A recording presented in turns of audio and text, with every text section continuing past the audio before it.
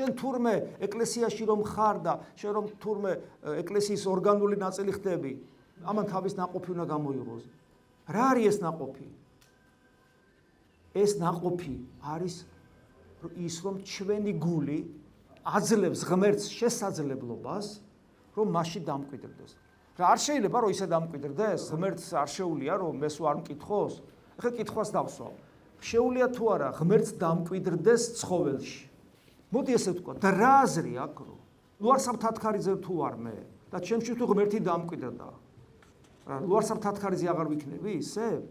კარგად დაფიქრდით, აბა, როგორ არ ვიქნები? იმიტომ რომ ლუარსაბ-თათქარიძეობა ღმერთმა კი არ მომანიჭა, ლუარსაბ-თათქარიძე იყავიო. ეს ჩემი თავისუფალი არჩევანია. ამიტომ ჩემში ღმერთი რომ დამკვიდრდეს აზრი არ აქვს. ღმერთი ჩემში დამკვიდრდეს, ანუ მე გავხდე ტაძარი ღვთისა, ეს არის ნაყოფი ჩემი ეკლესიის ორგანული ნაწილისა, როცა მე ზიარებით ეკლესიის ნაწილი ვხდები. მე უნდა მივცე შესაძლებლობა ღმერთს ჩემში დამკვიდრდეს და იცით როგორ მკვიდრდება? ესე დიდი წმინდანები იცით რას ამბობენ? ისააკ ასური მაგალითად რას ამბობს? რომ უკვე ასეთი ადამიანის შინაგანი სამყარო და ზეცა აღარ განსხვავდება ერთმანეთისგან, იმიტომ რომ ზეცაცა კი არა, ზეცა, ანუ ტრანსცენდენტული ყოფიერება, ღმერთია იქ, ასევე ასეთ ადამიანშიც ღმერთია.